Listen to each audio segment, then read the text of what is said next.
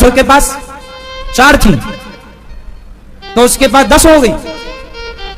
जो बुरा कर रहा है उसको तो आप बढ़ा रहे हो, और जो अच्छा काम कर रहा है उसको आप और बिल्कुल लुटिया डुबा रहे हो उसकी। भगवान बोले नारद जी आप समझे नहीं, क्या है समझाओ। अच्छा बताओ भगवान का विधान सही है कि गलत है? जोर से। सही है दादाजी? नींद आ रही है? नहीं। भगवान का विधान सही है कि गलत है? सही है। तो फिर उसकी भैंस तो बढ़ गई और उसकी गाय मर गई। अब नारद जी ने कहा ऐसा क्यों हुआ? तब भगवान ने कहा नारद देखो कई बार हम लोग भगवान पर आरोप लगा देते हैं पर चीजों को समझते नहीं है। आप देखो समझेंगे तो क्लियर हो जाएगा। नारद जी ने कहा कि ये जो पंडित जी हैं ना ये दिन भर हमारा नाम जपते हैं, दिन भर हमें याद करते हैं, लेकिन इनकी जो गाय थी ना, अब ये अपनी गाय के लिए भी समय निकाला करते थे, तो हमारे भजन को छोड़कर फिर ये गैया चराने जाएं।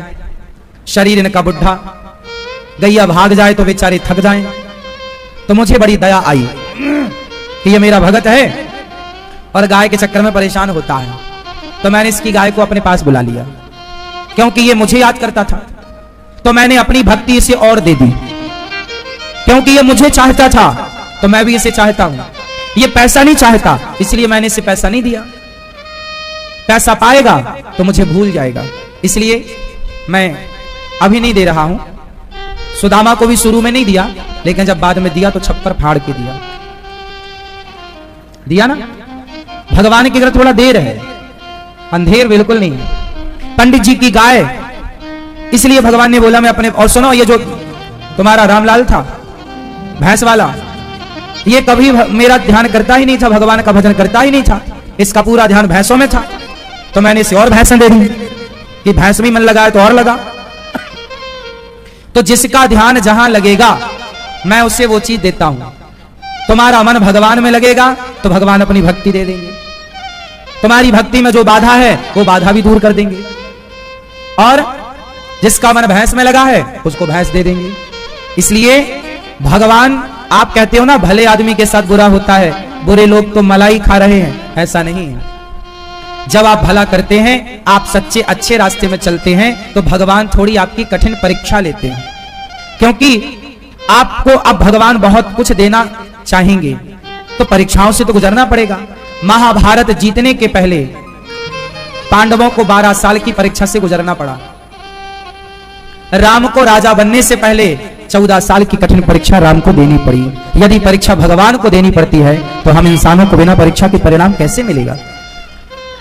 विडंबना यह है कि राम 14 साल में भी घबराए नहीं, और हम 14 महीने में घबरा जाते हैं, 14 दिन में घबरा जाते हैं, 14 घंटे में घबरा जाते हैं, और राम 14 साल में भी घबराए नहीं। तो परीक्षा तो देखो भगवान लेंगे। 10वीं की परीक्षा दिए बिना आप 11वीं में जा सकते हो? 12वीं की परीक्षा दिए बिना कॉलेज में प्रवेश होगा? नहीं। तो जब बिना परीक्षा के आप यहां एक क्लास से अगली क्लास में नहीं जा सकते, तो बिना परीक्षा के भला भगवान के योग्य कोई कैसे हो सकता है? जिनकी परीक्षा भगवान ले रहे हैं मतलब उन पर ईश्वर की कृपा है। जिनकी परीक्षा नहीं ले रहे हैं उन्हें आगे की क्लास में जाना ही नहीं है, इसलिए उनकी कोई परीक्षा नहीं है। परीक्षा है मतलब आपको आगे की क्लास में ईश्वर भेजना चाहते हैं, इसलिए दो, हंसते हंसते दो, घबराओ मत। राम को भी 14 साल वनवास में रहना पड़ा, हाँ या ना? कौन सा सुख मिलता है वनवास में भैया? ना रहने को घर था, ना बिछाने को गद्दा था, ना ओढ़ने को रजाई थी। कैसे सर्दियां काटे होंगे राम, क्या ओढ़े होंगे? घास फूस का बिस्तर था 14 साल तक, घास का बिछौना था और घास का ही गद्दा था, घास को इकट्ठा करके और उसका गद्दा, घास को ही बिछाना, घास को ही ओढ़ना, ये बिस्तर था राम जी का। ऐसे 14 साल गुजारे हैं। और हम लोग जरा सी मुसीबत आई, हे भगवान हम तो तुम्हारे इतने बड़े भगत हैं, हमारे तो इतना बड़ा कष्ट आ गया। तो क्या तुमने भक्ति इसलिए की है कि तुम्हें कोई कष्ट ना आएगा? आएगा। कष्ट वष्ट के चक्कर में नहीं पड़ा करो। हमारे जो जीवन में पाप है, हे विधाता हमें कोई दिक्कत नहीं, हम भोगेंगे। हंस के भोगो, रो के भोगो, भोगना पड़ता है कर्म दंड साहब, कर्मों का दंड तो सबको भोगना पड़ा। राम के पिता दशरथ जी तो भगवान के बाप थे, दशरथ जी कौन थे? भगवान के बाप थे। बोलो हाँ, बोलो हाँ। पर कर्मों का दंड भोगना पड़ा। श्रवण के बाण मारे थे, श्रवण को बाण मार दिया था दशरथ जी ने। तो श्रवण के माँ बाप ने श्राप दिया था कि जैसे हम पुत्र के वियोग में तड़प तड़प कर मर रहे हैं, तुम्हें भी तड़प तड़प के मरना पड़ेगा। जब भगवान के बाप को कर्म का दंड भोगना पड़ा तो हमारी और आपकी औकात क्या है? कौन है हम लोग? भगवान के बाप को भोगना पड़ता है साहब। इसलिए ईश्वर का न्याय बिल्कुल सही है। जो करते हैं ठीक करते हैं। हमें समझ में नहीं आता क्योंकि हम स्वार्थी हैं, हम अपना भला चाहते हैं। बस हम नहीं चाहते कि हम पाप तो खूब करते हैं पर पापों का फल बिल्कुल नहीं चाहते। हम पुण्य का फल चाहते हैं। हमें लगता है कि हमें बस अच्छा मिले, बुरा ना मिले, जबकि करते बुरा है। तो कैसे संभव है? कर्म का दंड किसे नहीं मिला बताओ? कौन बचा है? क्या रावण को नहीं मिला? क्या कंस को नहीं मिला? क्या दुर्योधन को नहीं मिला? क्या पितामह भीष्म को नहीं मिला? क्या अर्जुन को नहीं मिला? क्या देवकी और वसुदेव को नहीं मिला? ये देवकी कौन है? पिछले जन्म की माता कैकेयी है, जिन्होंने राम को वनवास भेजा था 14 वर्षों के लिए। उन्हें भी लगभग 14 वर्ष तक कंस के जेल में रहना पड़ा था। भगवान की माता है, भगवान की माता है। पर कर्म पीछा ना छोड़ेगा साहब। ये जो कर्म तुमने किया है, कर दिया ना, अब वो तुम्हारे सिर पे चलेगा ऐसे साथ। कर्मन की गति न्यारी भैया, कर्मन की गति न्यारी। ये भगवान के बाप का पीछा नहीं छोड़ते, भगवान की माँ का पीछा नहीं छोड़ते। अरे और छोड़ो, भगवान का पीछा नहीं छोड़ते ये कर्म, तो तुम्हारा हमारा छोड़ देंगे। कर्मों का दंड बाली को भोगना पड़ा, इसलिए तैयार रहो, पीठ अपनी पक्की कर लो। जब कर्मों का दंड मिलना शुरू होगा तो बाद में रोना मत कि भगवान तुमने हमें बड़ा दुख दिया। नहीं, तैयार रखो, कमर कस लो। जैसे मीठा हलवा खाया है, गप गप गप गप रबड़ी खाई, ऐसी कड़वी ककड़ी खाने को भी तैयार रहिएगा। मीठी मीठी लस्सी पी, मीठी मीठी चाय पी, तो कोरोना आया और कड़वा कड़वा काढ़ा पीना पड़ा सबको। बोलो हाँ, काढ़ा पिया कि नहीं आप लोगों ने कोरोना काल में? फिर तो मीठा मीठा गप और कड़वा कड़वा थू, ऐसा नहीं होगा। ईश्वर बैलेंस बना के चलते हैं।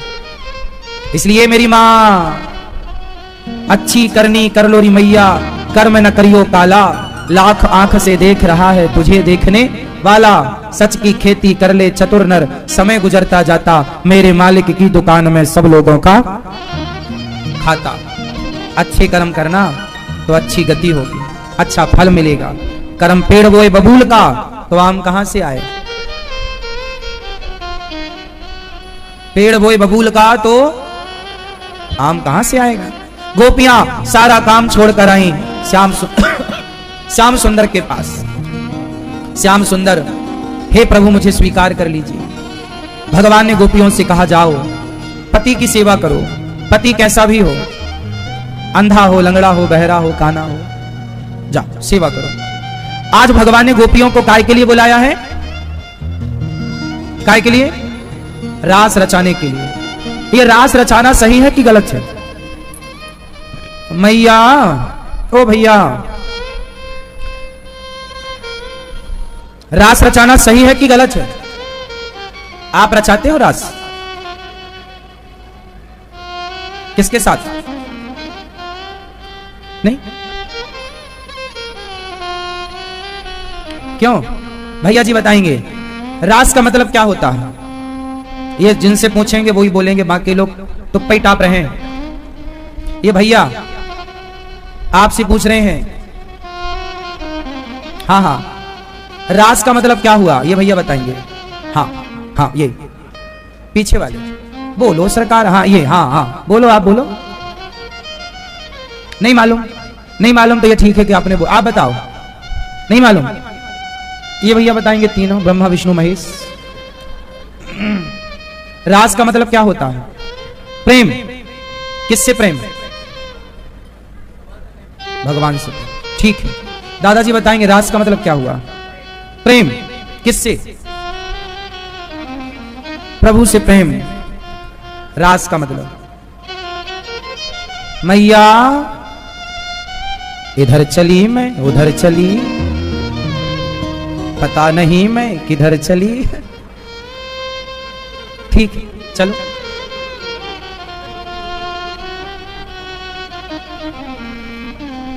सुनो, तुम करो तो रासलीला, हम करें तो कैरेक्टर ढीला, इसका क्या मतलब होता है आप बताओ? किस तरफ ये बात इशारा कर रही है? ये पिक्चर का डायलॉग है, एक फिल्म का वाक्य है, सेंटेंस है, जो आप समाज में बहुत प्रचलित भी है कि तुम करो तो रासलीला और हम करें तो कैरेक्टर ढीला। इसका मतलब क्या है आप बताओ? आप इस पूरे सेंटेंस का मतलब क्या है? किसकी ओर ये इशारा कर रहा है? आपसे पूछ रहे हैं हम, आपका मत जानना चाह रहे हैं। इस वाक्य के साथ आपका विचार क्या है? किसकी ओर ये इशारा है इस वाक्य से? भगवान की ओर। तो क्या इशारा है इसमें? गुड इशारा है, सही या गलत? भगवान के लिए इस सेंटेंस में सही कहा जा रहा है कि गलत? इसमें भगवान को सही ठहराया जा रहा है या गलत? जोर से, जोर से। हाँ हाँ, इस लाइन से ये कह दिया पिक्चर बनाने वाले बॉलीवुड ने कि कृष्ण पर प्रश्न चिन्ह खड़ा कर दिया कि तुम करो तो रासलीला और हम करें तो कैरेक्टर ढीला। मतलब कृष्ण की रासलीला को कैरेक्टर ढीला से जोड़ दिया है, चरित्र से जोड़ दिया कि ये तो चरित्रहीनता की लीला थी, ऐसा उनका कहने का अर्थ है। हाँ या ना? अब इसी से ये जितने नौजवान बच्चे यहां बैठे हैं, जिनको रास का भी मैं मतलब समझाऊंगा तो समझ में आएगा, लेकिन जब तक मैं नहीं समझाऊंगा तब तक इनकी समझ में नहीं आएगा, और ये उस बॉलीवुड के सेंटेंस से भगवान कृष्ण को गलत साबित कर देंगे। इसी को बोलते हैं अर्थ का अनर्थ। अब ये बॉलीवुड वाले, पिक्चर बनाने वाले, ये तो समझते नहीं, ये तो गाय का मांस खाते हैं। अब जो गाय का मांस खाने वाले बॉलीवुड के लोग हैं, वो गौ पालन करने वाले कृष्ण के बारे में भला क्या जानेंगे? कृष्ण के बारे में जानने के लिए गाय की सेवा करनी पड़ेगी, और ये लोग तो गाय को खाते हैं, सेवा तो दूर रही। हाँ या ना? बॉलीवुड के जितने सुपर डुपर स्टार हैं लगभग आपके, जो दाने दाने में केसर का दम बता रहे हैं, जो गुटखा बेच रहे हैं, जो शराब बेच रहे हैं, ये अधिकांश 99% बॉलीवुड गौमांस खाती है। हाँ या ना? बोलो हाँ। अब ये गौमांस खाने वाले उस कृष्ण को क्या जाने जिन्होंने गौ माता की सेवा की हो, जिन्होंने गौ माता की रक्षा के लिए एक उंगली से पहाड़ उठाया हो, उस कृष्ण के बारे में भला ये मूर्ख लोग क्या जाने? अब आपके भगवान पर ये बॉलीवुड वाले सवाल खड़ा करते हैं कि तुम्हारे कृष्ण तो लीला, रासलीला कर रहे हैं। अब इन मूर्खों को जरा बताओ कि रासलीला का मतलब जानते भी हो? क्या होता है रास? रास का मतलब होता है कैरेक्टर ढीला। इस लीला से कोई दूर दूर तक लेना देना नहीं है। एक छोटी सी बात से आप इस पूरे विषय को समझो। देखो, कितने लोग रास का सही अर्थ जानना चाहोगे? चाहोगे तो ध्यान से सुनो। अभी हमारे देश में कुछ महीनों पहले एक मिलन हुआ था, जिसे G20 नाम दिया गया। मोदी जी ने यह आयोजन रखा था दिल्ली में। क्या नाम था इसका? क्या हुआ था इसमें? 20 देश के, लगभग 20 देश के नेता आए और भारत में सबसे गले मिलना हुआ, एक साथ खाना पीना हुआ, एक बात हुई, डील हुई होगी कुछ हमारे देश से आयात निर्यात की, कि कुछ तुम हमारे यहां देना, कुछ हम तुम्हारे यहां, कुछ बातें हुई होंगी अंदर की। पर वो क्या था?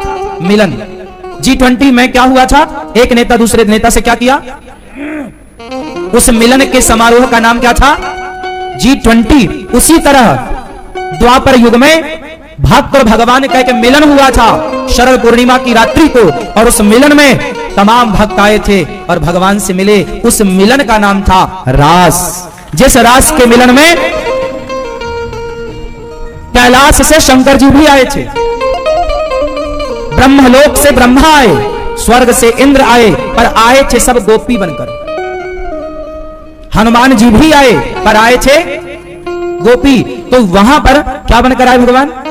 गोपी। गोपी मतलब स्त्रियां नहीं। यदि गोपी का मतलब स्त्री होता है तो शंकर जी भी तो गोपी बनकर आए। क्या वो स्त्री थे? ना, गोपी मतलब भाव। जैसे आप लोग वृंदावन में आए हैं पवित्र भाव से, आप वृंदावन आते हैं किस भाव से? बोलो। आप वृंदावन जब आते हैं तो आपका भाव बदल जाता है। बोलो हाँ। तो जैसे वृंदावन आप आए एक भक्त के भाव से, आप अपने घर में इंजीनियर होंगे, डॉक्टर होंगे, एडवोकेट होंगे, फला होंगे फला, लेकिन आप जब वृंदावन आए तो डॉक्टर बनकर नहीं आए, एडवोकेट बनकर नहीं आए, जज बनकर, पायलट बनकर, आप यहां एक भाव लेकर आए, भक्त का भाव। क्या लेकर आए हैं? एक पवित्र भाव। उसी तरह उस रास में जो सम्मिलित हुए थे वो गोपी के भाव से। गोपी कौन? गोपियों की अधिष्ठात्री राधा रानी। राधा की तरह प्रेम लेकर के सब लोग आए, तो राधा की तरह प्रेम लेकर आने का नाम गोपी बनकर आना, मीन्स गोपी भाव। और उस समय कृष्ण ने रास रचाया जिसमें शंकर जी भी थे, हनुमान जी भी थे, नारद जी भी थे, ब्रह्मा और गोपियां।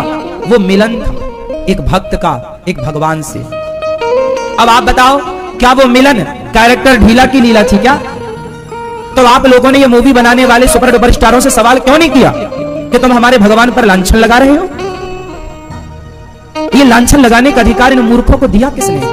आप लोगों ने दिया, जो तुम इनकी उल्टी सीधी पिक्चरें देख देख करके और इन्हें सुपर डुपर स्टार बनाते हो। ये कुछ भी तुम्हारे धर्म के लिए कहते बोलते हैं और तुम तमाशा देखते हो। ये लोग क्या नहीं गलत काम कर रहे हैं? बॉलीवुड वाले गुटखा बेच रहे हैं खुलेआम, दाने दाने में केसर का दम। पूछो इनसे कि तुम अपने बच्चों को खिलाते हो गुटखा? नहीं, अपने बच्चों को ये नहीं खिलाते, लेकिन आपके बच्चों से कहते हैं कि दाने दाने में केसर का दम, ताकि आपके बच्चे खाएं। बड़े बड़े सुपर डुपर स्टार प्रचार करते हैं जंगली रमी का। डाउनलोड कीजिए जंगली रमी का, जिससे वो जुआ इत्यादि खेल रहे हैं लोग उससे। अब बताओ, आज का यूथ यदि जुआ खेलेगा तो उस यूथ का नाश होगा। जिंदा किया भगवान ने, और गुरु दक्षिणा में उनका मरा हुआ बेटा जिंदा करके लौटाया। अब बताओ, मरा हुआ आप किसी मरे हुए को जिंदा कर सकते हैं? हाँ या ना? मैया, आप किसी मरे को जिंदा कर सकती हो? नहीं। तो कृष्ण ने क्यों जिंदा किया? क्यों किया? कैसे किया? भगवान कृष्ण ने मरे हुए को जिंदा कैसे किया? क्यों किया? क्योंकि वो भगवान है, और भगवान वो कर सकते हैं जो हम इंसान कभी नहीं कर सकते। कर तुम अकर तुम अन्यथा कर तुम सर्व सामर्थ्य भगवान श्री कृष्ण। गुरु दक्षिणा में गुरु जी का मरा हुआ बेटा जिंदा करके लौटाया। फिर भगवान आए। भगवान चाहे सब। कृष्ण को मनुष्य समझने की गलती जो करते हैं, फिर बोल रहा हूं, वो बहुत बड़े मूर्ख हैं। कृष्ण मनुष्य नहीं है। कृष्ण कौन है? मनुष्य होते तो मरे को जिंदा ना करते, क्योंकि मनुष्य के पास कितनी भी शक्ति आ जाए पर मरे को जिंदा करने की शक्ति, अच्छा मरे को जिंदा कर भी सकता है, लाश पड़ी हो तो कर भी सकता है, लेकिन जिसकी लाश भी ना हो, सालों पहले हड्डियां तक नहीं थी, कुछ भी नहीं अवशेष, उसकी जस की तस हड्डियां, उसका शरीर निर्माण और प्राण डाल दिया, ये भगवान ही कर सकते हैं। किसी मरे हुए को तो कोई साधु संत भी यदि तपस्वी है तो मरे को जिंदा वो भी कर सकते हैं, लेकिन उसका अवशेष भी ना हो और फिर उसे जिंदा करना। 10 साल पहले मरा था गुरु जी का बेटा, कुछ भी नहीं बचा, उसे जिंदा, ये काम भगवान कर सकते हैं। इसलिए कृष्ण भगवान है, मनुष्य नहीं। भगवान जब लौट कर आए वृंदावन, मथुरा पढ़कर, तो गोपियों की याद आने लग गई। तब भगवान ने उद्धव जी से कहा घनश्याम ने उद्धव से, वृंदावन जरा जाना, वहां की गोपियों को ज्ञान का कुछ तत्व समझाना। विरह की वेदना में वे सदा बेचैन रहती हैं, तड़प कर आह भरती हैं और रो रो कर ये कहती हैं। उद्धव जी ने, भगवान ने कहा उद्धव जरा मेरी गोपियों को समझाओ, जब से आया हूं वो मेरे इंतजार में, मेरी याद में रो रही हैं। अच्छा गोपियां, भगवान जब चले गए ना छोड़कर, तो रोई हमें छोड़कर ना जाओ। संसार के लोग छोड़कर जाते हैं तो इतना दुख होता है, भगवान जिसे छोड़कर जाएंगे उसे कितना कष्ट होगा। गोपियां रो रही हैं, गोविंद सहारा तेरा है, गोपाल सहारा तेरा है। कहाँ तुम चले गए हो प्यारे कन्हैया। बन बन में बिछड़ी फिर रही है गैया। कहाँ तुम चले गए हो प्यारे कन्हैया, व्याकुल है तेरे लिए ये गैया। देखो जरा कि ये हालत है कैसी, आकर दिखा दो कृपा की ये छैया। हे गोविंद, अब जिया ना जाएगा। मरने के लिए गोपियां तैयार हुई तो भगवान ने उद्धव जी से कहा, जाओ गोपियों को समझाओ। चले चले मथुरा से जब कुछ दूर वृंदावन निकट आया, यहीं से प्रेम ने अपना अनोखा रंग दिखलाया। जैसे उद्धव जी वृंदावन आए, वृंदावन की जो धरती है प्रेम से रंगी हुई धरती है, प्रेम में भीगी हुई धरा है। केवल कृष्ण प्रेम है यहाँ पर और कुछ भी नहीं है। आए उद्धव जी बेटप झुक कर ये कहते हैं, इधर आओ इधर आओ। पपीहा कह रहा पी कहाँ ये भी तो बतलाओ। उद्धव जी आए वृंदावन, मानो सब लोग कह रहे हैं यहाँ आओ, हमारे कृष्ण ने हमारे लिए क्या कहा। गोपियां भगवान के सिवा किसी को चाहती ही नहीं। अच्छा, ये जो प्रेम है ना भगवान का भक्त का, ये प्रेम बड़ा टेढ़ा है। प्रेम जिसके अंदर होगा वही इस प्रेम की भाषा को समझ पाएगा। प्रेम नहीं होगा तो ये कथा प्रेमियों की है, सबके बस की बात नहीं है। गोपियां कृष्ण को पुकार रही हैं, कन्हैया कोई के रोज रो कर पुकारा, कृपा पात्र किस दिन बनूंगा तुम्हारा। कन्हैया कोई के रोज रो कर पुकारा, कृपा पात्र किस दिन बनूंगा तुम्हारा। मेरे साथ होता है प्रतिक्षण तमाशा, है आंखों में आंसू हृदय में निराशा। कई जन्मों से पछ में पलकें बिछाई, न पूरी हुई एक भी दिल की आशा। सुलगती विरह की करो आग ठंडी, भटकती लहर को दिखा दो किनारा। गोविंद सहारा तेरा होगा। किसी के कान में हीरा, किसी की नाक में हीरा, किसी के कान में हीरा, किसी की नाक में हीरा। क्या कहें हम आपसे, हमारी तो शाम है हीरा, हमारी तो शाम है हीरा। कोई हीरा मोती को कीमती मानता होगा, पर भक्त तो अपने भगवान के अतिरिक्त किसे कीमती मानेगा, ये बताओ, किसे कीमती मानेगा।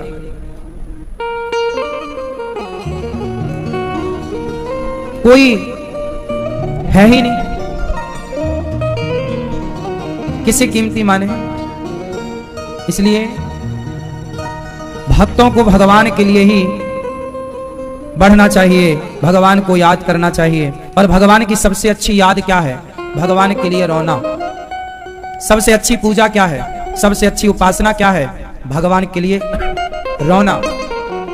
जो भगवान के लिए रोता है वो अच्छा उपासक है, जो नहीं रोता वो अच्छा उपासक नहीं है। भगवान के भक्त को रोना चाहिए। किसके लिए? भगवान की याद में, भगवान के प्रेम में, और भगवान के लिए ही रोना चाहिए और किसी के लिए नहीं। बाकी स्ट्रांग रहो, मजबूत रहो भगवान के लिए। इनके सामने हम कितने मजबूत होंगे। इसलिए भगवान को रो करके पुकारोगे तो जल्दी काम बनेगा। कन्हैया कोई के रोज रो कर पुकारा। रोइए। कौन रो सकता है भगवान के लिए? वही जो भगवान से प्रेम करता होगा। जो नहीं करेगा क्यों रोएगा? लाखों लोग रोज मरते हैं, आप सबके मरने में थोड़ी रोते हैं। कोई अपना जिससे प्रेम था वो चला जाए तो आंसू रुकते नहीं। ऐसे ही व्यक्ति अपनों के लिए रोता है, सबके लिए नहीं। तो जब अपने भगवान हो जाएंगे तो भगवान के लिए भी रोएंगे। नहीं रो रहे हो भगवान के लिए, मतलब भगवान को आपने अभी अपना माना नहीं है। भगवान के सामने खड़े होकर 2 अगरबत्ती जला देना, दिया जला देना, भोग लगा देना, सुंदरकांड हनुमान चालीसा का पाठ कर लेना, ये पूजा नहीं है, ये औपचारिकता है। पाठ वाठ तो करना ही चाहिए, तो ज्ञान के लिए करो, पर ये औपचारिकताएं हैं। पूजा क्या है? भगवान को इतना याद करो, इतना याद करो। जैसे माँ, बेटा प्रदेश में होता है ना, तो माँ अपने बेटे को याद करती है, और कई बार याद करते करते बेटे की याद में माँ रो पड़ती है। कई बार बेटा भी अपनी माँ को याद करते करते रो पड़ता है, पिता को याद करते रो पड़ता है। पत्नियां पति से दूर हैं, पति प्रदेश में है, तो पति को याद करते करते रो पड़ती हैं। पति भी रो पड़ता है अपने बच्चों को, परिवार को, पत्नी को, माँ को, पिता को याद करते करते। जिसके लिए प्रेम होता है उसके लिए आंसू होते हैं, जिसके लिए प्रेम नहीं है उसके लिए आंसू नहीं है। अब आप लोग बताओ कि आप लोगों ने भगवान के लिए कभी आप रोए या नहीं रोए? यदि रोए तो सही है आप, और यदि नहीं रोए भगवान की याद में, मतलब आप सारी जिंदगी फॉर्मेलिटी में ही उलझे हुए, क्योंकि रोया वहीं जाएगा जहां प्रेम होगा। तो प्रभु से प्रेम है तो ही ना रोओगे, प्रेम नहीं होगा काहे रोओगे?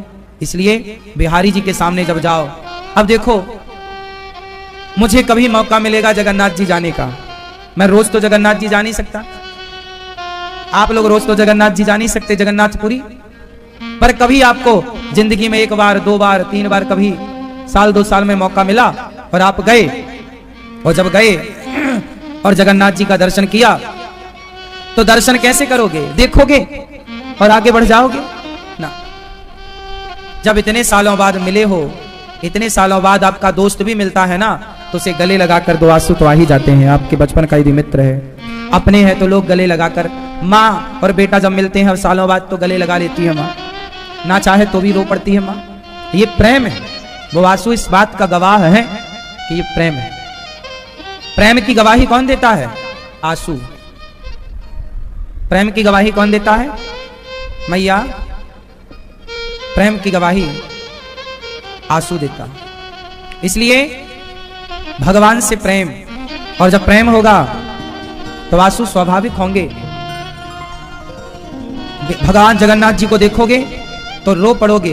बिहारी जी को आज वर्षों बाद आप आए हैं बिहारी जी का दर्शन करने, तो भगवान को जब बिहारी जी को देखो तो आंखों में आंसू आ जाए।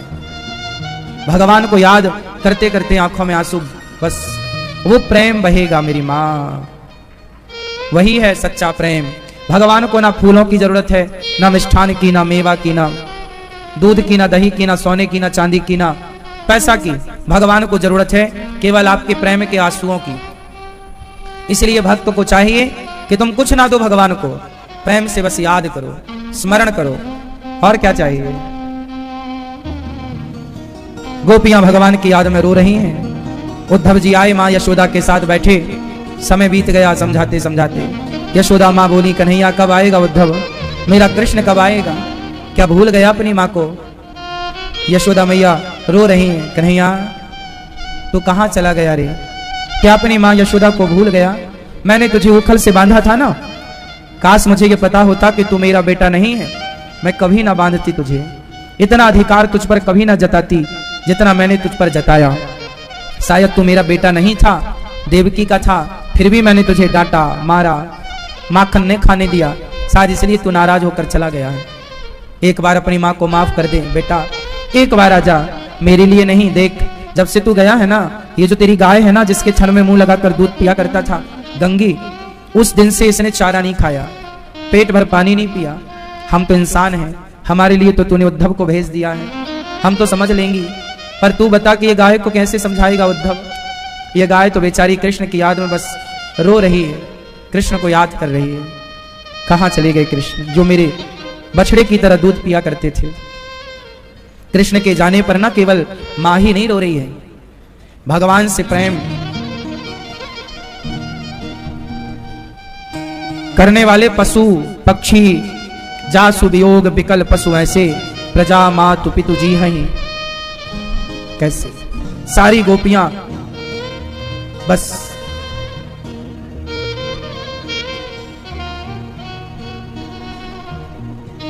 उसी ओर टुकुर टुकुर देख रहे हैं